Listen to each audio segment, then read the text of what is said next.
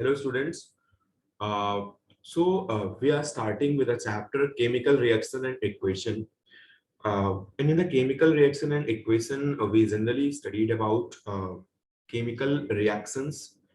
Sometimes we will discuss about physical reactions, physical changes, and physical changes is the nothing but like a temporary changes. Okay, so we will sometimes study about that also in this chapter. So now I'm just starting with some introduction part. So a chemical change and physical change are two different things. Okay, so a chemical change and a physical change are two different things.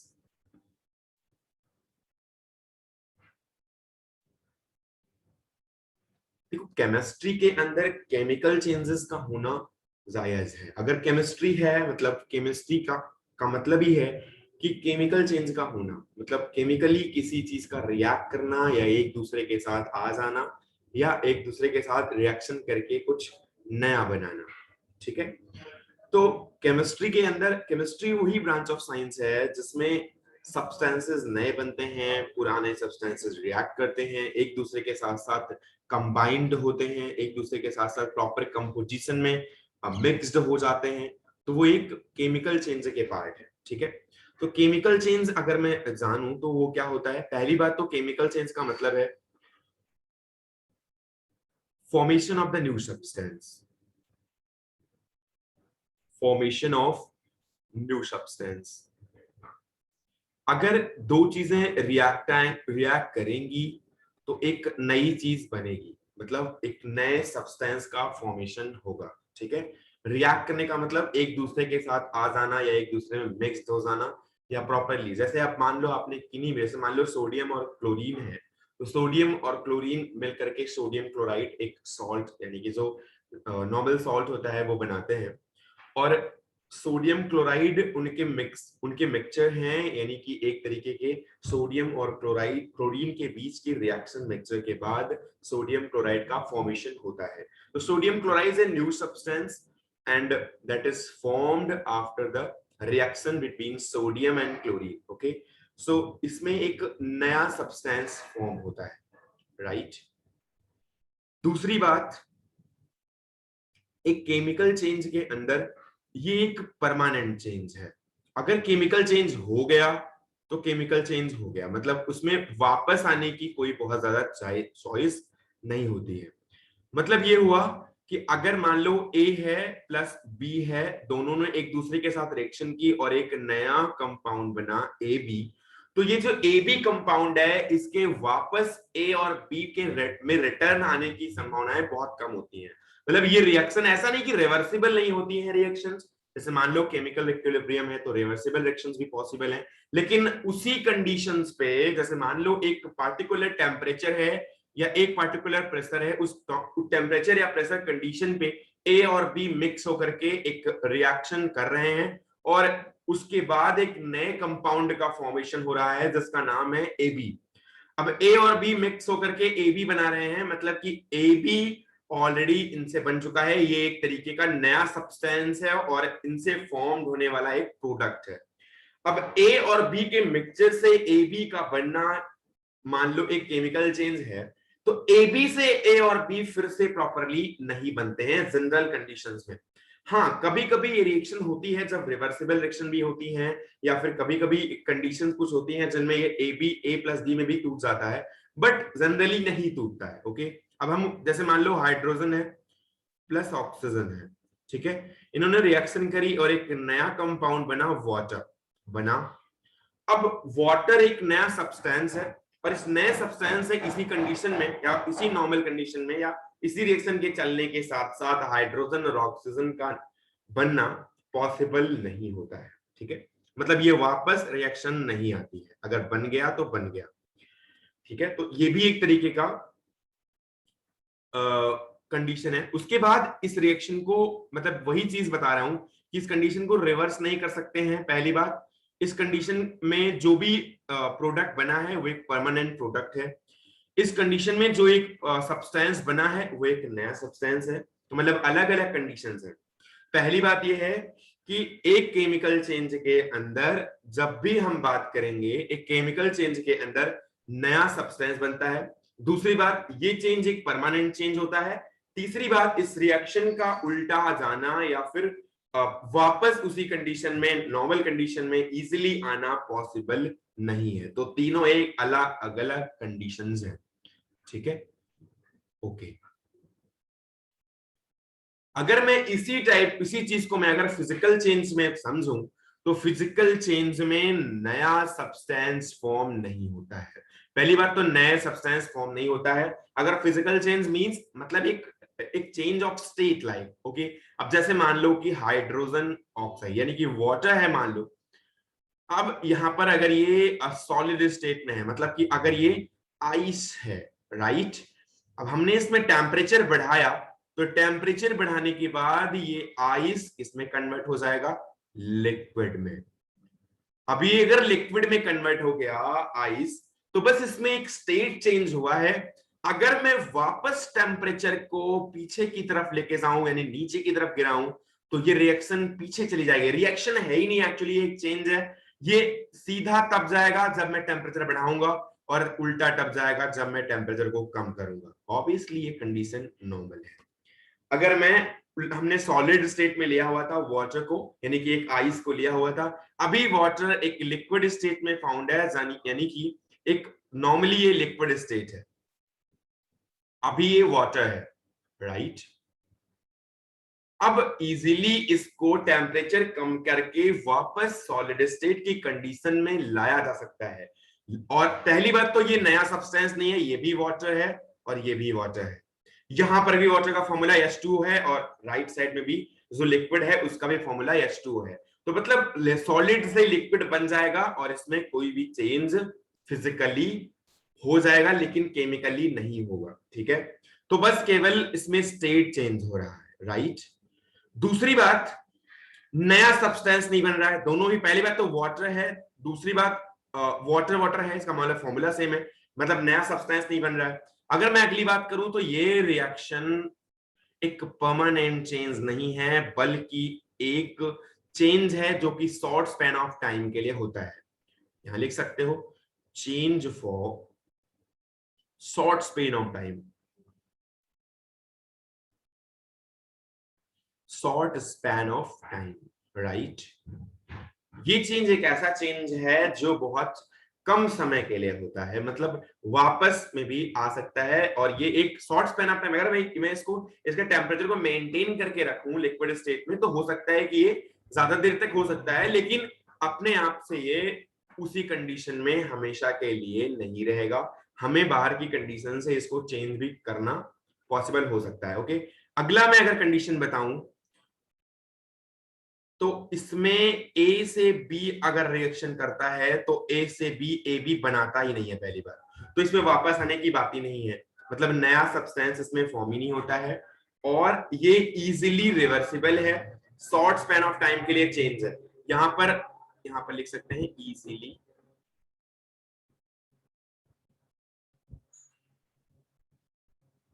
Reversible है, ठीक है। और ये है, इसमें substance नया form नहीं हुआ है, ठीक है। और एक तरीके का ये टेम्पररी चेंज है, राइट। इसमें नया प्रोडक्ट बनता ही नहीं, कोई दिक्कत है। तीन चीजें याद रखनी है, इसमें नया सब्सटेंस फॉर्म होता है, हमेशा के लिए ये रिएक्शन हो सकती है, हो सकता है कि हाइड्रोजन और ऑक्सीजन मिलकर रिएक्शन करें और वाटर बने और फिर वापस ना आए। ऐसा होता भी है, हम अपने नॉर्मल लाइफ में देखते हैं, जैसे वाटर हम देखते रहते हैं, इसमें हाइड्रोजन एंड ऑक्सीजन मिक्स है ऑलरेडी। इसमें अपने हाइड्रोजन और ऑक्सीजन ने एक कंपोजिशन में, एक प्रॉपर कंपोजिशन में इस मिक्सचर को बनाया हुआ है, और हाइड्रोजन ऑक्साइड यानी कि H2O का फॉर्मेशन किया है, जिसमें मास रेशियो 1:8 है, और इसके मॉलिक्यूल का रेशियो यानी कि इसके मोलर रेशियो जो भी है ये 2:1 का है, ठीक है। हाइड्रोजन ऑक्सीजन का जो एलिमेंटल रेशियो है वो 2:1 का है, और जो इसके मास का रेशियो है वो 1:8 का है। तो ये प्रॉपर्ली मिक्स्ड हैं, और एक नया सब्सटेंस ऑलरेडी फॉर्म हो चुका है। आई डोंट थिंक कि यहां तक कोई प्रॉब्लम होगी। अगर मैं कुछ एग्जांपल्स की बात करूं, फिजिकल चेंज और केमिकल चेंज, मैं केमिकल चेंज इसलिए बता रहा हूं क्योंकि केमिस्ट्री में केमिकल चेंजेस ही होते हैं, ठीक है। केमिस्ट्री केमिकल चेंजेस से ही रिलेटेड है। पूरी केमिस्ट्री में आपको केमिकल चेंजेस मिलेंगे, पूरी केमिस्ट्री की जो रिएक्शंस होंगी वो केमिकल चेंजेस से रिलेटेड होगी, ठीक है। फिजिकल चेंजेस अगर होंगे तो बस उसकी फिजिकल प्रॉपर्टीज में होंगे या फिर उसके टेम्परेचर और एक्सटर्नल कंडीशन को मेंटेन करते होंगे। बाकी जितनी भी रिएक्शंस होती हैं सारी की सारी रिएक्शन एक केमिकल रिएक्शन या एक केमिकल चेंज का ही पार्ट है, ठीक है। आई डोंट थिंक कि यहाँ तक कोई प्रॉब्लम हुई होगी। अगर मैं कुछ एग्जांपल्स की बात करूं तो एग्जांपल्स के अंदर जैसे कि फिजिकल चेंज पहले मैं बात कर लेता हूं।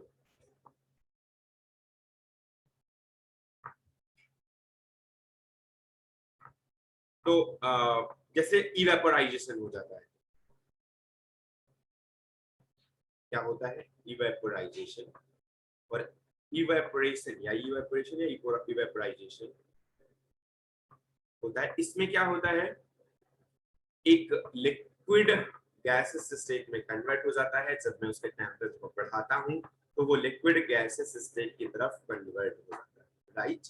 मतलब टेम्परेचर में बढ़ाने के बाद क्या होता है, उसकी स्टेट चेंज हो जाती है और वापस आप देख रहे होंगे कि मान लो आपने घर में दाल बनाई है या फिर सब्जी बनाई है, तो उस कंडीशन में आप देखते हो, मान लो सब्जी बना रहे हो आपने, अपनी अपनी जो भी जिसमें भी जिस पॉट में बना रहे हो आप उसको क्या करते हो, अगर मान लो ऊपर से किसी भी थाली एनॉल से ढक दिया हुआ है तो उसका वेपोराइजेशन जो भी होता है ना, या जो भी हम टेम्परेचर बढ़ाने के बाद वेपोराइज उसको करते हैं, वो थोड़ी देर में जैसे ही ऊपर मेटल बॉडी से टकराता है वो लिक्विफाई हो जाता है।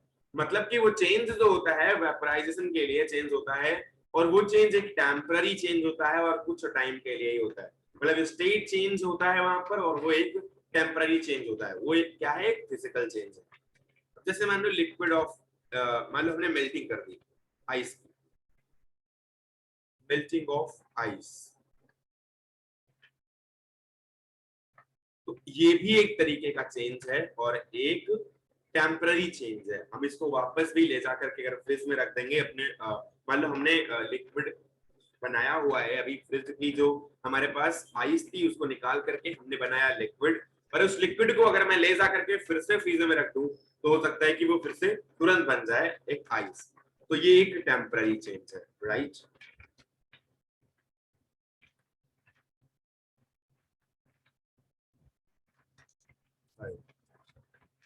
सॉल्यूशन ऑफ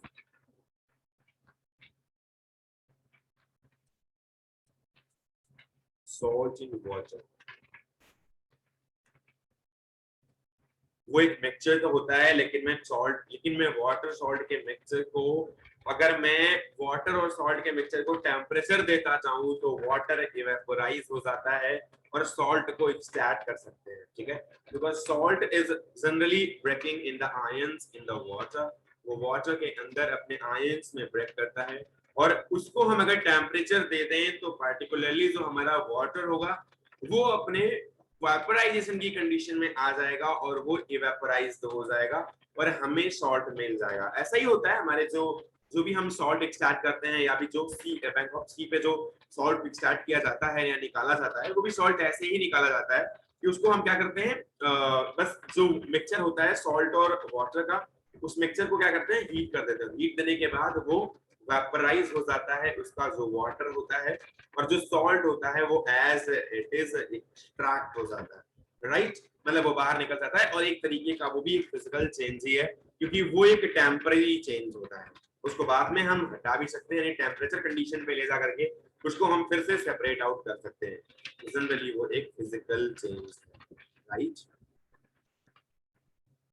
हम एक रबर बैंड को स्ट्रेच करते हैं, वो भी एक तरीके का फिजिकल चेंज है। जैसे ही हम रबर बैंड, मान लो हम रबर बैंड के दोनों तरफ पकड़ के स्ट्रेच करते हैं और जब हम उसको छोड़ते हैं तो वो फिर से अपनी नॉर्मल कंडीशन में आ जाता है। ये भी एक तरीके का फिजिकल चेंज है। आपने कोई रॉड लिया है, रॉड को अगर आपने टेढ़ा कर दिया, अगर मान लो ये थोड़ा सा स्ट्रेचेबल रॉड है और आपने इसको टेढ़ा कर दिया, फोर्स चला के या बेंड कर दिया है, तो ये वापस अपनी कंडीशन में जा सकता है जैसे ही आप फोर्स को छोड़ोगे। मतलब आपने कोई फोर्स लगाया है और इसको आपने बेंड किया हुआ है, तो ये अपने वापस कंडीशन में जा सकता है और अपनी कंडीशन को फिर से, अपनी स्टेट को फिर से फाइंड कर सकता है जैसे ही आप फोर्स को हटाओगे। तो वो बस लगे हुए फोर्स पे डिपेंड करता है, और जैसे ही फोर्स हटेगा, यानी लगा हुआ फोर्स जैसे ही हटेगा, वो फिर से वापस उसी कंडीशन में पहुंच जाएगा। ठीक है, तो ये है एक फिजिकल चेंज। अब मैं बात करता हूं एक केमिकल चेंज।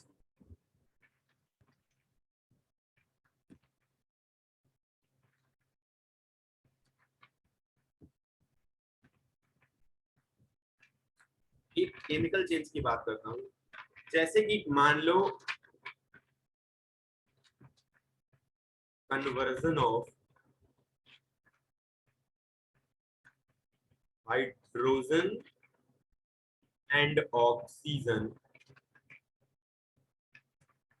Into water.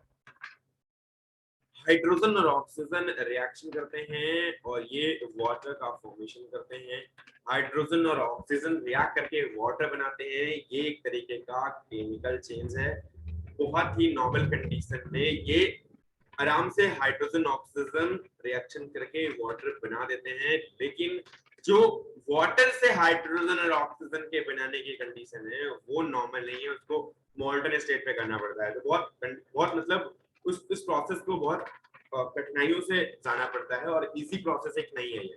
अगर वापस हमें लेके आना है हाइड्रोजन और ऑक्सीजन को एक्सट्रैक्ट करके ब्रेक करना है, that is not a easy format.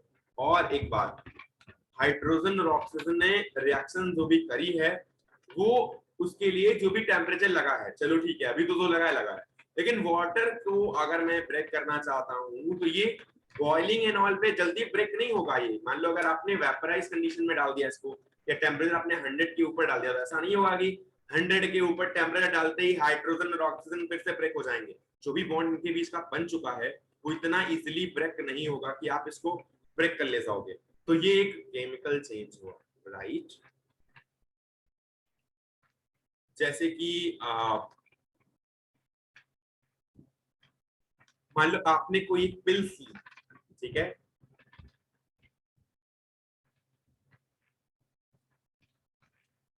और ये आपकी बॉडी में गई और ये डिसॉल्व हो गई, ठीक है, तो वापस ये अपनी कंडीशन में नहीं आती है, अपने केमिकल रिएक्शंस को फॉलो करती है। जो भी बॉडी में एक्टिविटी होती है, जो भी जहां भी इसको लगना होता है, जहां भी जाना होता है, ये अपने अपनी पार्टिकुलर पोजीशन पे स्ट्राइक करती है। लाइक जहां भी बॉडी में इसकी जरूरत है, जिस भी तरीके से इसको हमने यूज किया है, इस पिल को यूज जिस तरीके से भी किया है और जिस जगह पे किया है, ये अपनी कंडीशन को फॉलो करते हुए उस पार्टिकुलर चीज को ये चेंज करती है और उसके साथ रिएक्ट करती है, तो ये वापस अपनी कंडीशन में नहीं आती, right. Conversion of milk, conversion of milk into curd.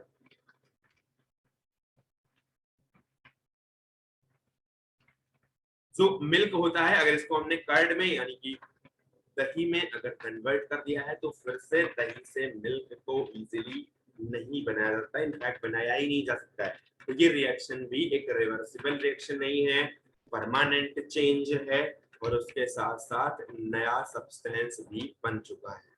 मतलब मिल्क एक नया सब्सटेंस है, और पहली बात तो नया सब्सटेंस बना है, दूसरी बात परमानेंट चेंज हुआ है, तीसरी बात ये रिवर्सिबल नहीं है। तो ये तीनों कंडीशंस फॉलो होनी चाहिए, राइट।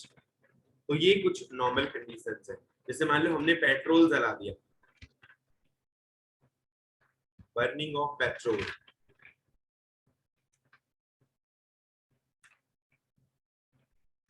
तो पेट्रोल की बर्निंग होने के बाद फिर से पेट्रोल का फाइंड होना पॉसिबल नहीं है। एक बार पेट्रोल जल जाता है तो फिर से पेट्रोल नहीं आता है, या जो भी होता है, आप अगर उसको जला सकते हो तो वो जलने के बाद आप इसको नॉर्मली भी समझ सकते हो कि वो बर्न करने के बाद पेट्रोल फिर से वापस नहीं मिलता है, एक नया सब्सटेंस फॉर्म हो जाता है और वो एयर के साथ मिक्स हो जाता है, राइट।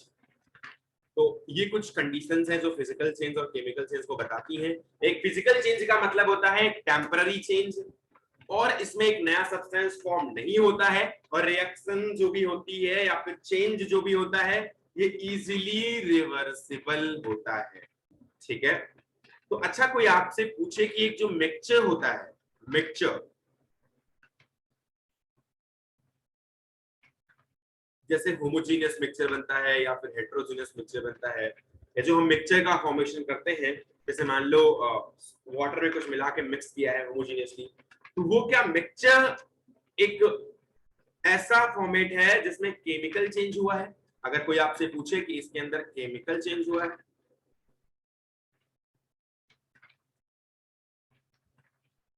या फिजिकल चेंज हुआ है,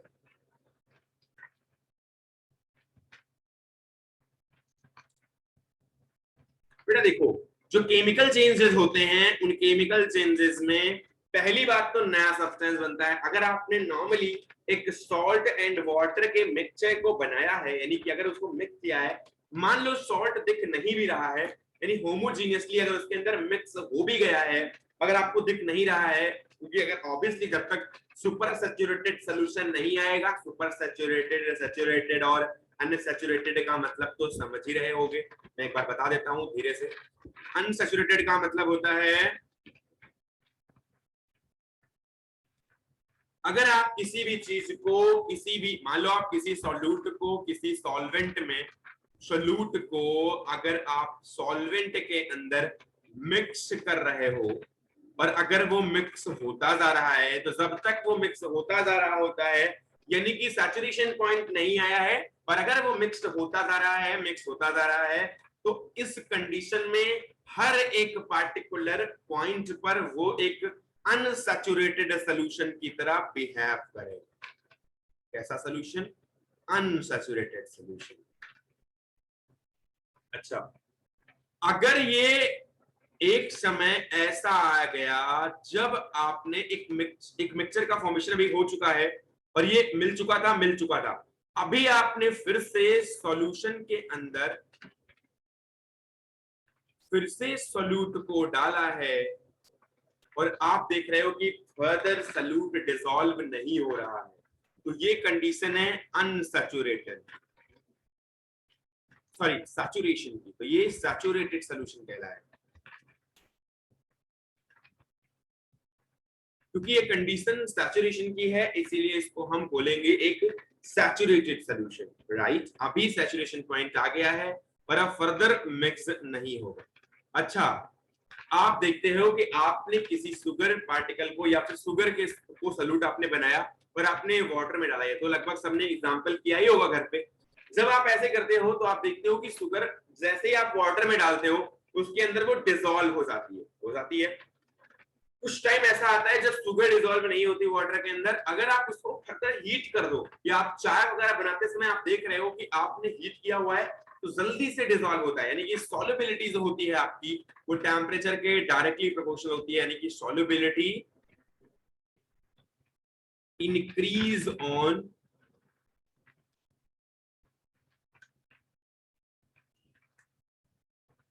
इंक्रीजिंग टेम्परेचर। आप जब टेम्परेचर को बढ़ाते हो तो सॉल्युबिलिटी बढ़ जाती है, यानी कि मिक्स होना, यानी कि उसमें सॉल्युबल होना तेज हो जाता है। आई डोंट थिंक कि यहाँ तक किसी को कोई दिक्कत होगी। अच्छा, जब ये सॉल्युबल होना तेज हो जाता है, मतलब कि इसके पास सॉल्युबिलिटी बढ़ रही है, तो ये कुछ देर तक फिर से प्रोसेस चलता होगा, फिर से सॉल्यूट जो भी रहता होगा हमारा उस सॉल्वेंट के अंदर या भी उस पार्टिकुलर सॉल्यूशन के अंदर डिसॉल्व होता है। तो जब हम मान लो अभी हमारे पास जब सैचुरेशन आया था और जो सैचुरेशन पॉइंट था उसके बाद अगर मैं इस पार्टिकुलर सॉल्यूशन को हीट करने लग जाऊं और मैं फिर से सॉल्यूट को डालने लग जाऊं, तो ऐसी कंडीशन में फिर से वो डिसॉल्व होने लग जाएगा कुछ समय के लिए, लेकिन कुछ समय के बाद उसका भी डिसॉल्व होना बंद हो जाएगा। तो जिस समय प्रॉपर तरीके से हीट करने के बाद भी डिसॉल्व होना बंद हो जाए उसको बोलते हैं super saturated solution. Super saturated solution, super saturated मतलब सैचुरेशन पॉइंट आया और उसके बाद दोनों को हमने, सैचुरेशन पॉइंट आया उसके बाद भी हमने दोनों को मिक्स किया, मतलब सोल्यूट और सॉल्वेंट को या सॉल्यूशन जो बन चुका था उसको फिर से मिक्स किया और फिर से हमने टेम्परेचर दिया और अभी जो मैक्सिमम डिसॉल्व हो चुका है, यानी मैक्सिमम सॉल्यूशन बन चुका है, उसको हम बोलते हैं सुपर सैचुरेटेड सॉल्यूशन। अच्छा, अब मैं अगर बात करूं इस केमिकल चेंज के अंदर, तो हमारा जो मिक्सचर है वो अगर मान लो होमोजीनियसली मिक्स्ड है या हेट्रोजीनियसली मिक्स्ड है, होमोजीनियस हेटेरोजीनियस एटलीस्ट पता होगा। अगर प्रॉपर कंपोजिशन है तो वो होमोजीनियस, नहीं है प्रॉपर कंपोजिशन तो वो हेटेरोजीनियस। प्रॉपर कंपोजिशन मतलब कि सॉल्यूट और सॉल्वेंट का, ओके, या दो चीजों का जिनका भी आप मिला रहे हो। अच्छा, अगर वो मिक्स्ड है, मान लो प्रॉपरली वो मिक्स्ड भी है तो वो मिक्सचर है, लेकिन लोग सोचेंगे कि वो सॉल्ट प्रॉपरली वाटर के अंदर डिसॉल्व है, इसका मतलब उस सॉल्ट की रिएक्शन वाटर के साथ हो चुकी है, but this is a mixture. In the mixture, a physical change can happen.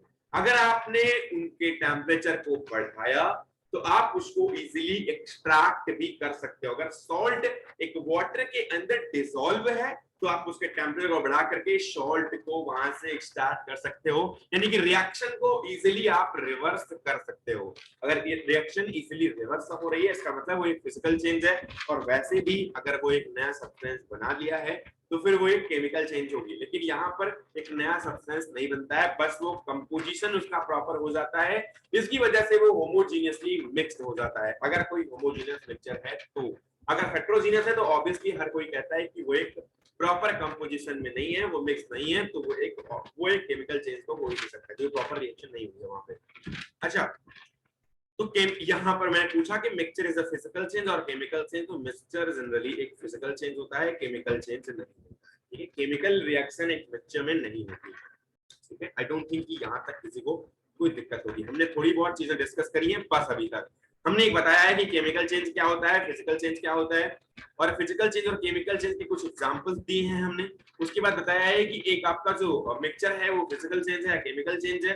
फिर हमने कुछ मिक्सचर को बताते टाइम हमने कुछ बताया था आपको सैचुरेटेड, अनसैचुरेटेड और सुपर सैचुरेटेड के बारे में। आई डोंट थिंक किसी को कोई प्रॉब्लम होगी अभी तक। ठीक है, अभी मैं अगर आगे बढ़ूं तो मैं लिखता हूं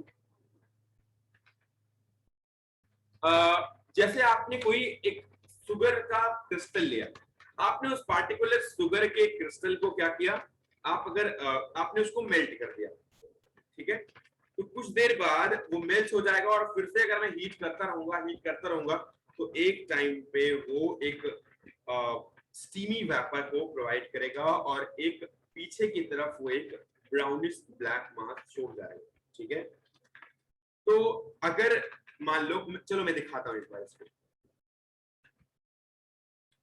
ये मान लो कुछ हमारे पास शुगर के क्रिस्टल,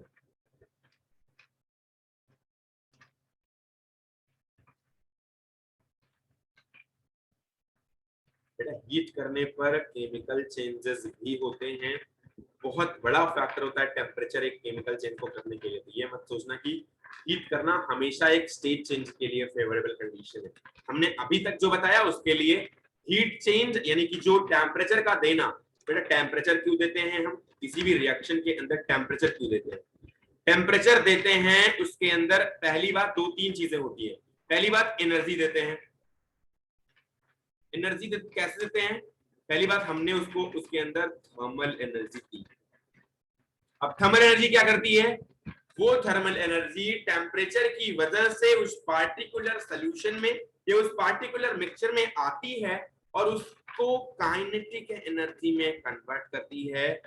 और उसके बाद ज्यादातर में यही होता है कि वो एक काइनेटिक एनर्जी में कन्वर्ट करती है जो पार्टिकल होते हैं। और जब पार्टिकल की काइनेटिक एनर्जी बढ़ जाती है तो वो आपस में ब्रेक होना स्टार्ट हो जाते हैं, क्योंकि एक दूसरे से मूव करते हैं, एक दूसरे के रिस्पेक्ट में वो मूव करते हैं, एक दूसरे से दूर जाने की कोशिश करते हैं और उनमें आपस में रिएक्शंस तभी होंगी जब वो खुद में ब्रेक करेंगे। तो ब्रेक जब होने लग जाता है तो इसकी वजह से केमिकल रिएक्शंस होती हैं, क्योंकि वो दूसरे टाइप के आयंस में ब्रेक होते हैं या फिर कभी दूसरे टाइप के मिक्सचर्स में ब्रेक होते हैं। तो हम क्या करते हैं, हमारा कहने का मतलब यही है कि हम जब टेम्परेचर देते हैं तो हमारा यही मोटिव रहता है कि कैसे भी करके हम उसकी थर्मल एनर्जी को इंक्रीज करें। और वो थर्मल एनर्जी क्या करती है, क्योंकि थर्मल एनर्जी के फॉर्म में ही टेम्परेचर जाता है और वो थर्मल एनर्जी पार्टिकल्स में जाकर के उस थर्मल एनर्जी, क्योंकि एनर्जी का लॉस तो होता नहीं है, आपको इतना तो एटलीस्ट पता ही होगा कि एनर्जी हमेशा कंजर्व होती है, एक एनर्जी कंजर्वेशन का लॉ है। ठीक है, एनर्जी कंजर्वेशन के लॉ आगे चल के मिलेंगे फिजिक्स के चैप्टर्स में, लेकिन अभी के लिए जानने के लिए मैं बता रहा हूँ कि एनर्जी हमेशा कंजर्व होती है। तो थर्मल एनर्जी क्या करती है, काइनेटिक एनर्जी में कन्वर्ट करती है और पार्टिकल्स ब्रेक होते हैं, या पार्टिकल के अंदर जो भी पार्टिकल के अंदर जो भी छोटे छोटे एटम्स हैं या फिर मॉलिक्यूल्स हैं उनमें थोड़ा बहुत वाइब्रेशन तो आता ही है, तो उसकी वजह से वो ब्रेक करते हैं, या फिर पार्टिकल अगर बड़ा है या फिर कोई भी कंपोजिशन अगर बड़ा है तो वो आपस में ब्रेक करने की कोशिश होती है उसकी, तो ब्रेक करते हैं, थर्मल एनर्जी काइनेटिक एनर्जी में जाती है और फिर वो केमिकल रिएक्शंस को सेवा करता है। अच्छा, हमेशा टेम्परेचर बढ़ाने पर वो एक केमिकल रिएक्शन ही नहीं देगा, हमने फिजिकल चेंज भी बताया हुआ है। जैसे स्टेट चेंज टेम्परेचर की वजह से होता है, वो एक टेम्पररी चेंज होता है, लेकिन केमिकल चेंज भी टेम्परेचर की वजह से हो सकता है। जैसे मान लो हमने लिया, क्या लिया है, क्रिस्टल्स लिए हैं कुछ शुगर पार्टिकल के, राइट। अगर मैं शुगर पार्टिकल को नीचे से हीट देना स्टार्ट कर दूं तो ये शुगर पार्टिकल पहले तो मेल्ट होगा, क्योंकि ऑलरेडी ये सॉलिड स्टेट में क्रिस्टल है, जो भी ये सॉलिड स्टेट में है अभी, और जब मैं इसको हीट देना स्टार्ट करूंगा तो सबसे पहले तो मेल्टिंग आएगी।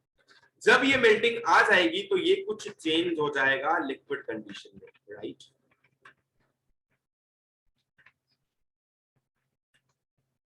अगर मैं इसको फिर से टेम्परेचर देना स्टार्ट कर दूं और इसमें फर्दर बहुत सारा टेम्परेचर बढ़ाऊं तो ये क्या करेगा, अभी बन जाएगा वेपर कंडीशन में। क्या बन जाएगा, वेपर कंडीशन में बन जाएगा। क्या बन जाएगा, यहाँ पर एक स्टीमी वेपर फाइन होती है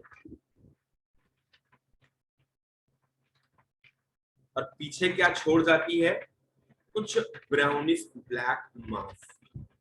कुछ ब्राउनिश ब्लैक मास मतलब कुछ सब्सटेंस नीचे छूट जाता है, वही शुगर पार्टिकल के अंदर से ही निकला हुआ ये है ब्राउनिश ब्लैक मास।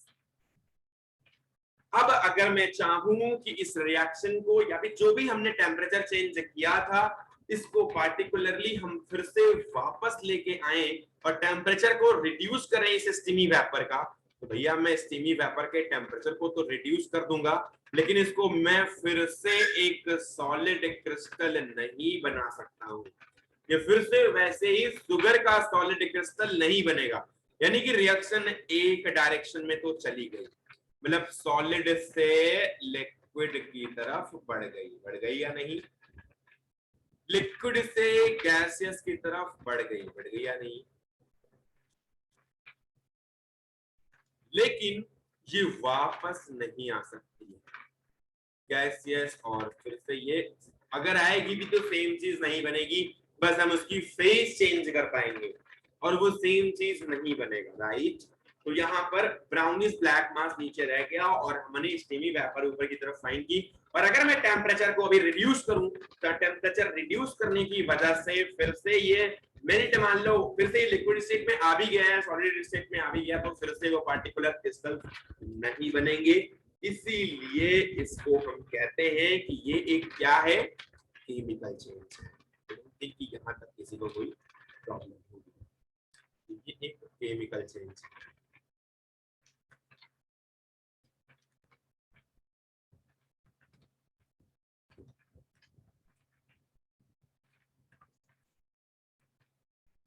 ठीक है।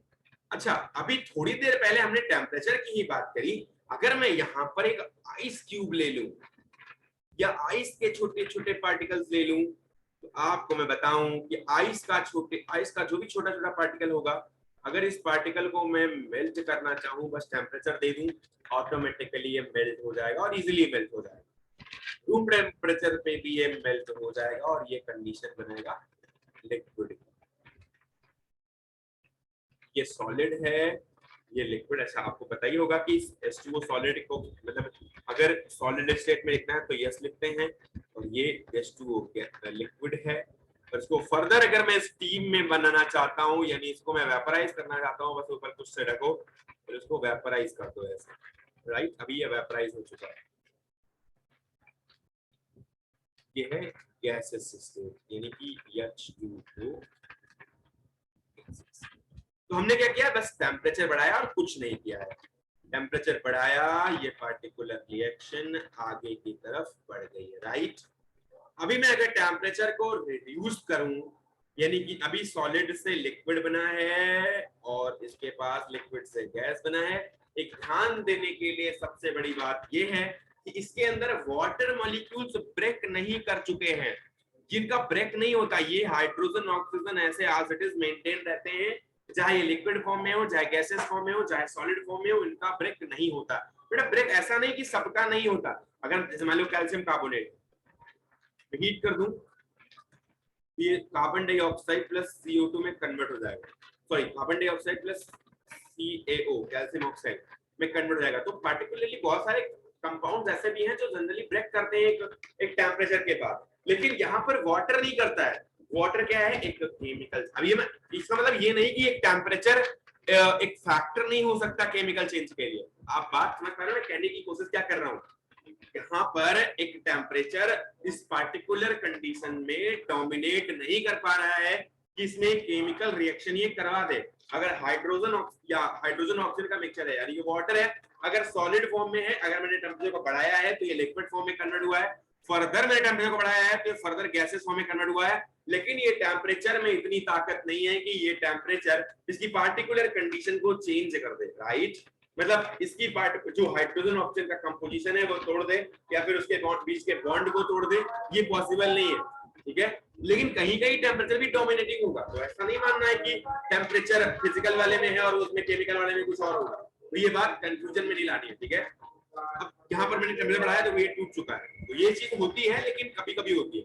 अच्छा, अब ये क्या हुआ, यहाँ पर इस रिएक्शन को मैं चाहूं तो इजीली टेम्परेचर को कम करके वापस ला सकता हूँ, यानी कि ये वापस H2O लिक्विड में, H2O गैस में, और ये H2O सॉलिड में ये प्रॉपर वापस आ जाए, राइट? इस वाले कन्वर्जन को बोलते हैं क्या बोलते हैं बेटा? मेल्टिंग। जब सॉलिड से लिक्विड में जाता है मेल्टिंग, लिक्विड से गैसेस में जाता है तो क्या? वेपोराइजेशन। गैसेस से फिर से लिक्विड में आता है, क्या बोलते हैं? कंडेंसेशन। और लिक्विड से फिर से सॉलिड में आता है सॉलिडिफिकेशन। इतना तो एटलीस्ट सबको पता होगा, क्लास 9th एंड ऑल में हर जगह ये रहता है, और हर जगह इस चीज की डिस्कस होती है। एटलीस्ट वाटर के बारे में डिस्कस तो होता ही है। तो ये हो गया हमारा एक फिजिकल चेंज। तो हमने दो अलग अलग एग्जांपल दे दिए, जिन दोनों में ही हमने टेम्परेचर यूज किया था, और दोनों में ही एक में फिजिकल चेंज हुआ और एक में केमिकल चेंज हुआ, राइट? इस वाले में केमिकल चेंज हुआ है, इस वाले में फिजिकल चेंज हुआ है। वैसे कैल्शियम ऑक्साइड वगैरह होते हैं, उसमें टेम्परेचर बढ़ाएंगे, उसमें एक तरीके का केमिकल चेंज हुआ है। कैल्शियम कार्बोनेट होता है, मान लो इसमें हमने बढ़ाया टेम्परेचर तो एक केमिकल चेंज हुआ है। तो सभी एक रिएक्शन है, कोई दिक्कत नहीं है। अच्छा, पहली बात हम कुछ कैरेक्टरिस्टिक्स के बारे में डिस्कस करेंगे। बहुत इंपॉर्टेंट कैरेक्टरिस्टिक्स हैं, बहुत ज्यादा लिखने की जरूरत नहीं है, मैं लिख दूंगा थोड़ा बहुत, बस आपको समझना है।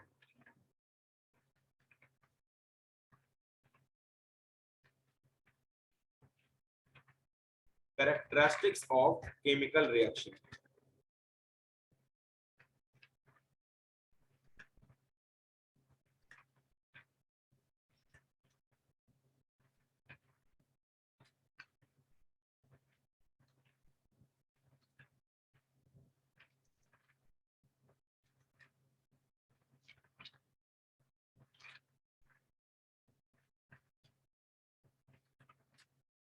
देखो केमिकल रिएक्शन पहली बात क्या है, कुछ साइड देखो, एक चीज, दो चीजें, कुछ या तीन चीजें या चार चीजें, कुछ भी लेफ्ट साइड होगा, एक एरो होगी, और एक राइट साइड में कुछ भी बनेगा, या तो ABC बनेगा, या फिर AB प्लस C बनेगा,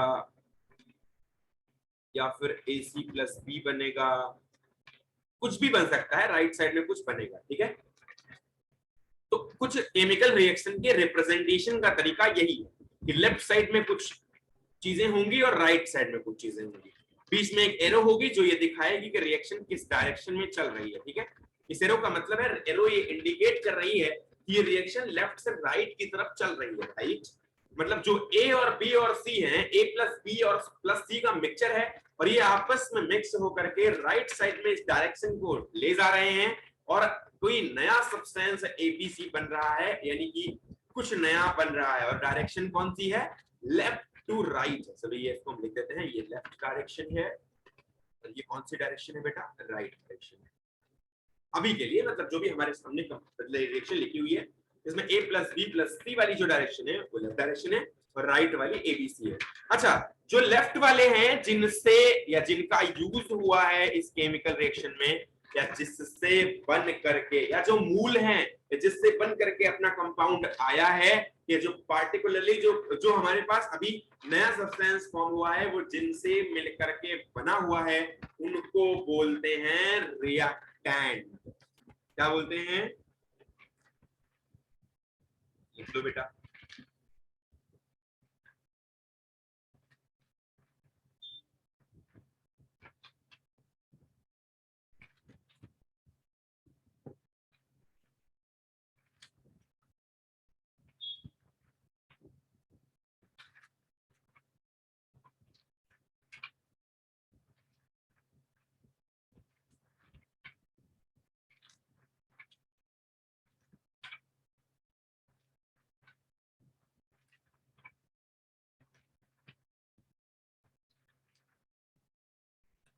सब्सटेंस जो भी केमिकल रिएक्शन में टेक पार्ट करते हैं या फिर भाग लेते हैं या हिस्सा लेते हैं, उनको बोलते हैं रिएक्टेंट। क्या बोलते हैं? रिएक्टेंट। ये है रिएक्टेंट बेटा, राइट। जो राइट साइड में बनते हैं या जो फाइनली सब्सटेंस बन करके आते हैं, उनको बोलते हैं प्रोडक्ट। लिख सकते हो substance form,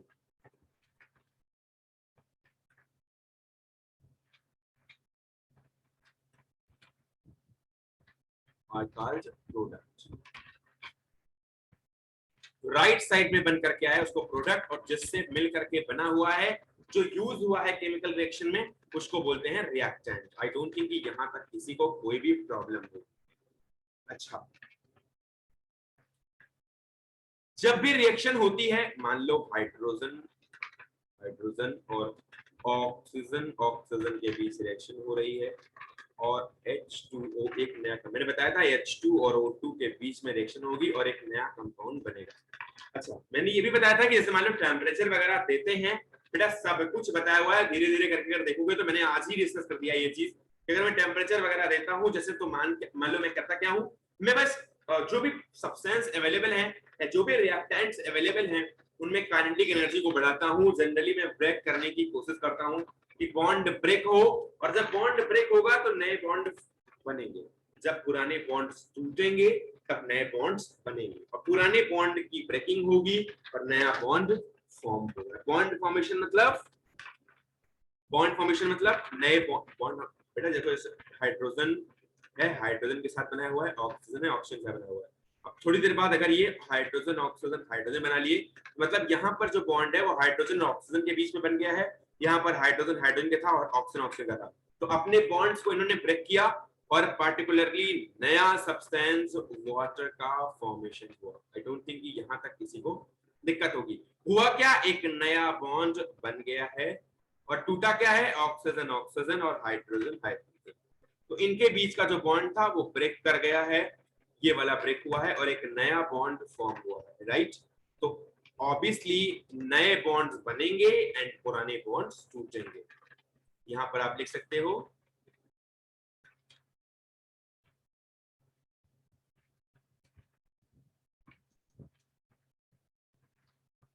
bonds break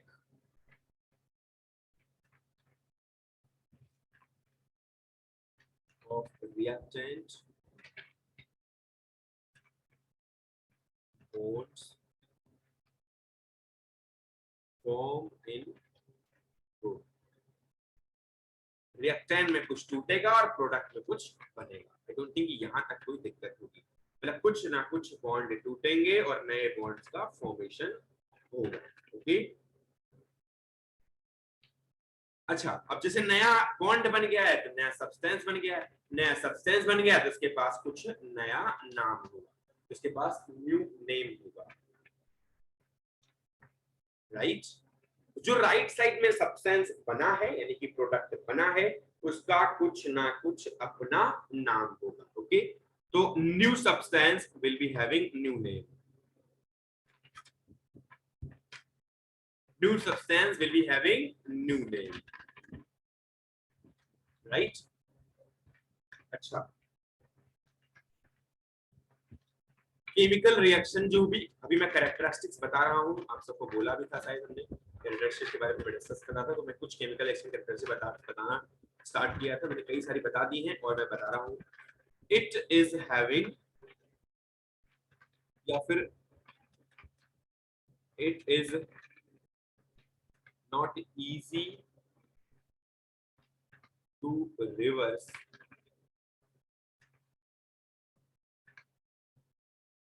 chemical reaction. एक केमिकल रिएक्शन को आसानी से रिवर्स नहीं किया जा सकता है, ये रिवर्स नहीं होती है। Okay,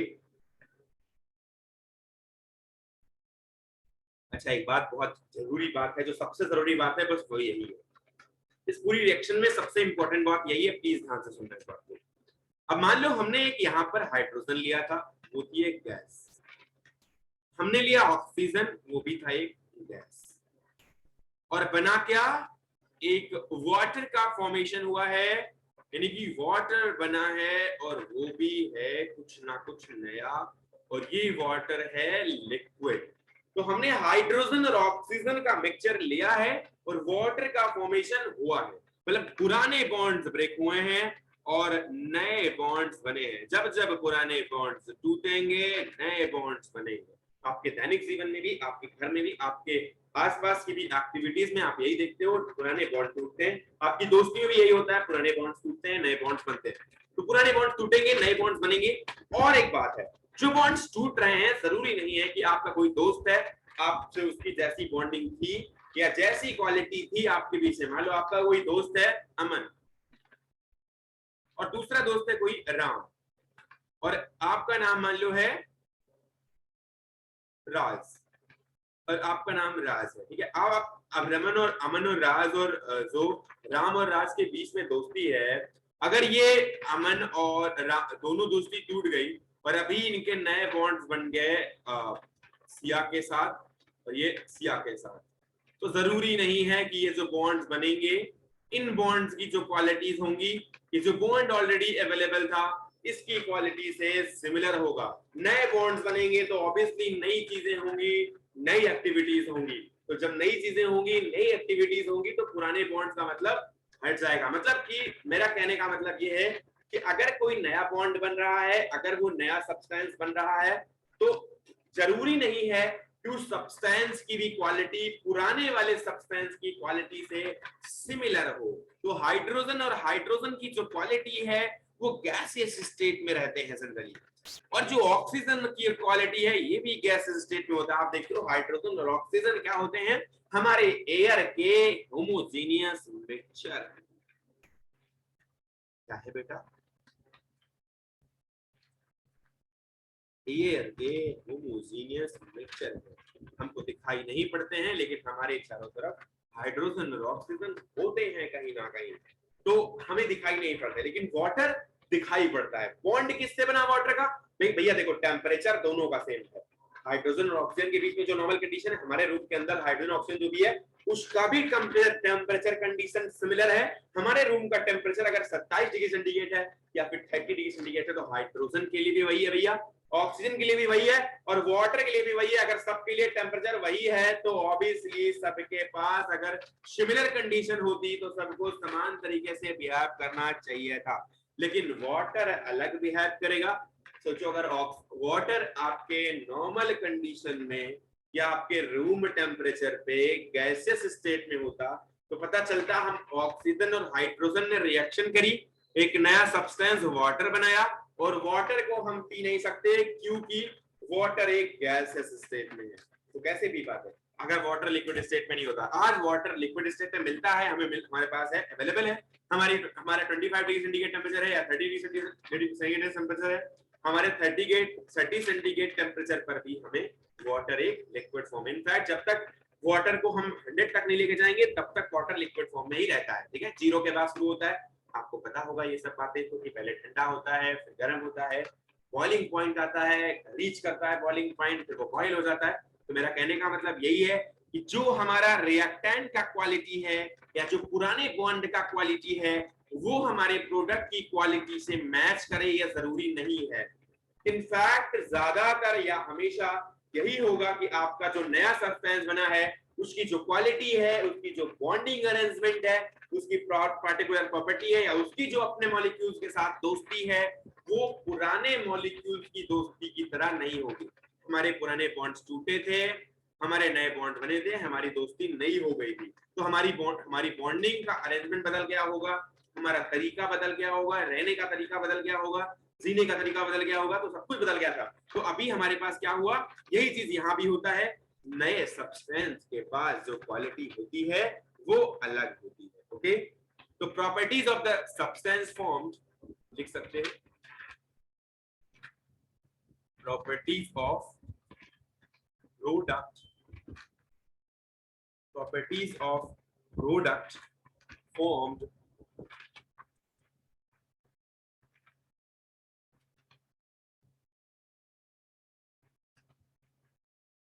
will be, yeah,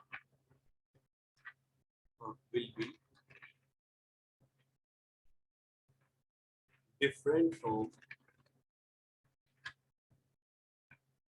reactant that are used in a chemical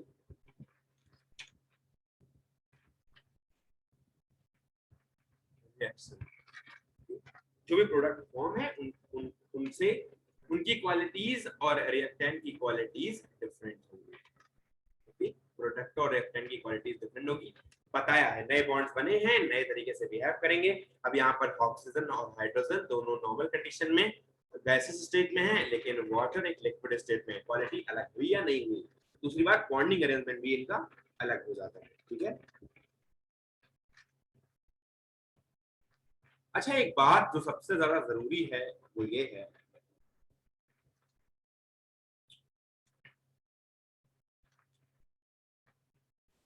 कि हमें ये चीज देखनी है कि एक केमिकल रिएक्शन होती क्यों है, केमिकल रिएक्शन के होने में क्या चीजें इंपॉर्टेंट हैं, क्या चीजें नहीं इंपॉर्टेंट है, हमें वो चीज भी मेंटेन करके रखनी है, वो चीज भी देख के रखना है। तो जो केमिकल रिएक्शन होती है बेटा, वो केमिकल रिएक्शन होने के पीछे कुछ ना कुछ कंडीशंस होती हैं। अगर वो चीजें नहीं हो तो केमिकल रिएक्शन फिजिबल नहीं हो। प्रोडक्ट का बनना रिएक्टेंट से इतना इजी नहीं है। अगर ये कंडीशन कुछ फेवरेबल कंडीशंस ना यूज हो तो कुछ कंडीशंस का होना इंपॉर्टेंट होता है एक केमिकल रिएक्शन के होने के लिए। जब वो हो जाती है, क्योंकि भैया ऑलरेडी हमारे पास रिएक्टेंट अवेलेबल, राइट। अब रिएक्टेंट ने कुछ किया और ये प्रोडक्ट बन गया, तो इजीली प्रोडक्ट बन गया और ये बैरियर एक लग गया, हमने एरो लगा दी और वापस रिएक्शन नहीं आई, तो ऑब्वियसली कुछ ना कुछ ऐसा हो गया है जो अभी इसको स्टेबलाइज कर रहा है। क्या कर रहा है? स्टेबलाइज्ड कर रहा है। ऑब्वियसली ये अगर लेस स्टेबल रहा होगा और इसने कुछ ना कुछ किसी कंडीशन में रिएक्शन करी, क्योंकि भैया अगर हमने टेम्परेचर बढ़ाया, मान लो केमिकल रिएक्शन हो गई, नया कंपाउंड बन गया, अब टेम्परेचर पता लगा हट गया, थोड़ी देर बाद सब्सटेंस को हटा दिया, तो क्या रिएक्शन रिवर्स हो जाएगी? नहीं, रिएक्शन एडिसिव प्रोडक्ट में रह जाएगी, क्योंकि मैंने बताया ही है कि केमिकल रिएक्शन जब जब होगी, रिएक्टेंट से प्रोडक्ट बनेगा, तो प्रोडक्ट से भी रिएक्टेंट बन जाना इतना जल्दी इजी नहीं होगा, तो प्रोडक्ट से रिएक्टेंट भी इतनी इजीली नहीं बनेगा। ठीक है, तो रिएक्टेंट से प्रोडक्ट तो बन जाएगा। तो यहाँ पर मैं वही बता रहा हूँ कि अगर मैं टेम्परेचर को अभी हटा लूं तो क्या ये रिएक्शन रिवर्स हो जाएगी? नहीं। अगर रिएक्शन रिवर्स नहीं हो रही है तो ऑब्वियसली कुछ ना कुछ ऐसा हो रहा है जो इस रिएक्शन को फेवर कर रहा है आगे की दिशा में जाने के लिए। तो ये रिएक्शन को कौन फेवर करता है? कुछ एक्सटर्नल कंडीशंस होती हैं, उन एक्सटर्नल कंडीशंस की होने की वजह से, या कुछ एक्सटर्नल चीजें होती हैं जो हमें इस चीज को लाने में या फिर इस स्टेबिलिटी को फाइंड करने में सहयोग करती है। मान लो कोई प्रोडक्ट बन गया जो एक ऐसा प्रोडक्ट है, मान लो यहाँ पर कोई रिएक्टेंट दोस्त ने रिएक्शन किया और वो उन्होंने वाटर के अंदर रिएक्शन किया, ठीक है, वो डिसॉल्व होना चाहते हैं वाटर में, या फिर मान लो वो इजीली छूट जाते हैं। अब उन्होंने रिएक्शन कर लिया, वो एक दूसरे के साथ मिक्स हो चुके हैं, अब उन्होंने क्या बनाया? एक प्रोडक्ट बनाया जो एक स्टेबल प्रोडक्ट है, वो एक दूसरे के साथ बहुत ज्यादा खुश है। अगर बहुत ज्यादा वो खुश है तो फिर क्या जरूरत है बॉन्ड के ब्रेक करने की? वो क्या इजीली ब्रेक करेंगे? या मान लो एक कोई लड़का है, इधर घूम रहा था, कोई उसको दूसरा लड़का मिला, उसने उसके साथ अगर बॉन्डिंग स्टार्ट करी और उसने क्या किया, अगर बॉन्ड बना लिया, मान लो ये भी एक बिजनेस करना चाहता है, ये भी एक बिजनेस करना चाहता है, और दोनों एक बिजनेस करना चाहते हैं और दोनों को एक दूसरे की जरूरत है, इसको एक अच्छे आइडिया की जरूरत है और इसको एक अच्छे इन्वेस्टमेंट की जरूरत है। मान लो दूसरा वाला इन्वेस्टमेंट करना चाहता है, ये वाला बी, और ए वाला क्या करना चाहता है, अपना आइडिया देना चाहता है। ए के पास अच्छा आइडिया है, बिजनेस कर सकता है और उसके पास बहुत अच्छा दिमाग है, लेकिन उसके पास पैसा नहीं है। बी के पास दिमाग नहीं है लेकिन ये सेठ आदमी है, इसके पास पैसा अवेलेबल है। अब ए और बी आपस में अगर बन करके बिजनेस को आपस में अगर अटैच होकर के एक बिजनेस को खड़ा करते हैं, तो क्या जल्दी से या क्या जैसे इन्होंने बनाया था क्या इजीली ये ब्रेक करेंगे? नहीं, क्योंकि इनके पास एक बढ़िया सा बिजनेस ए और बी के दोनों की क्वालिटी को मिक्स करते हुए एक बढ़िया बिजनेस इनको मिल चुका है, जिसमें स्टेबिलिटी भी है, पैसा भी है, दिमाग भी है। तो ए और बी ने एक बढ़िया बिजनेस अपना स्टार्ट कर लिया। मैं वही बताना चाहता हूं कि अगर दो रिएक्टेंट आपस में रिएक्शन कर रहे हैं, अगर वो दो रिएक्टेंट आपस में रिएक्शन कर रहे हैं और आपस में उन्होंने एक ऐसा मॉलिक्यूल बना लिया है जिसके पास अच्छा खासा बॉइलिंग पॉइंट आ चुका है, अच्छी खासी स्टेबिलिटी आ चुकी है, अच्छी खासी बॉन्डिंग आ चुकी है, हाइड्रोजन बॉन्डिंग भी पॉसिबल है। हाइड्रोजन बॉन्डिंग का नहीं पता, मैं आगे बताऊंगा, थोड़ा बहुत 9th क्लास में बताया था, लेकिन आपको बताऊंगा, उसकी दिक्कत नहीं है।